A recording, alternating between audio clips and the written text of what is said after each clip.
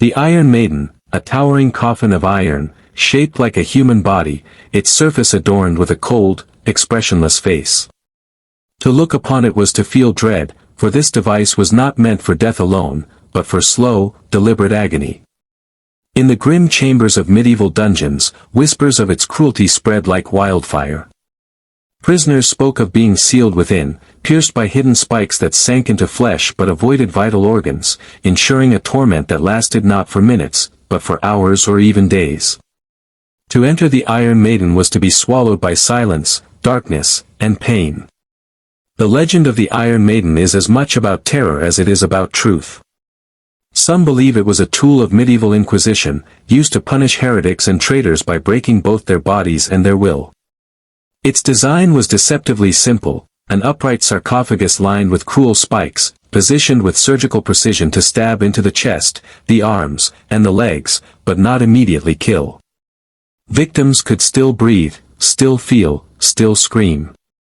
The torment was not a quick execution but a lingering descent into despair, the body slowly drained of life by countless wounds. In the shadows of castles and prisons, its presence was enough to bend even the strongest spirit.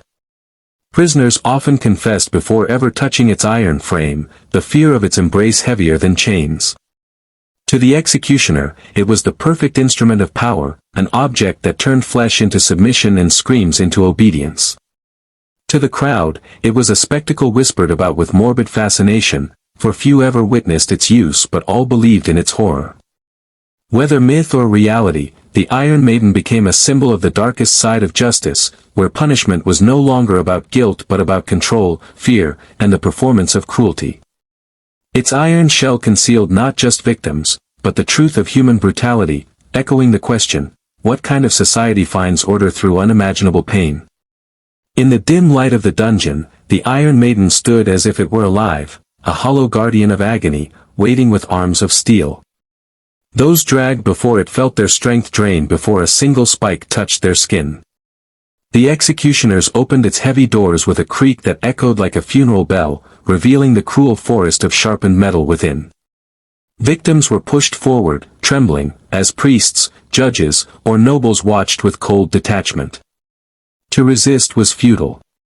Chains rattled, screams rose, and then the prisoner was thrust inside, the iron shell closing around them like the jaws of a beast. Inside, darkness swallowed everything. The spikes pressed into flesh, not deep enough to kill instantly, but sharp enough to pierce skin, muscle, and nerve. Some stabbed into the torso, others pierced arms or legs, while carefully placed points penetrated just enough to inflict excruciating pain. The victim could not move without tearing themselves deeper upon the iron teeth. Breathing became torture, standing unbearable, and every moment stretched into an eternity of suffering.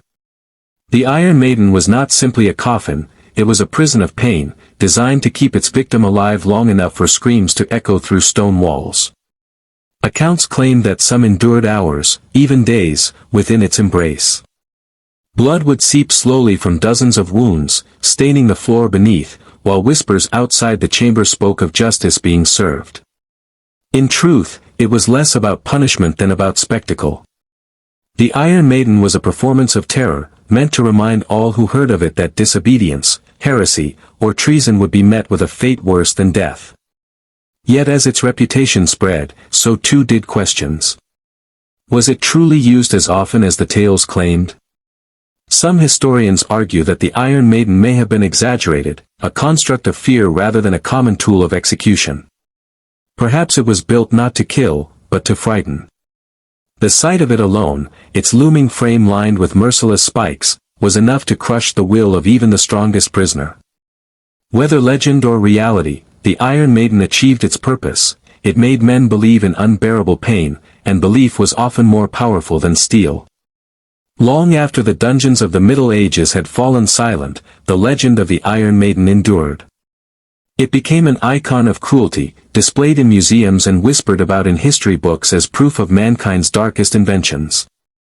Visitors stared in horror at its spiked interior, imagining the screams that once filled its hollow chest. Yet as centuries passed, scholars began to question whether it had ever been used in the way the stories described. Some claim the Iron Maiden was a product of myth, a device pieced together from fragments of older torture tools and reimagined during the Renaissance to symbolize medieval brutality. Whether fact or fabrication, the myth itself was powerful.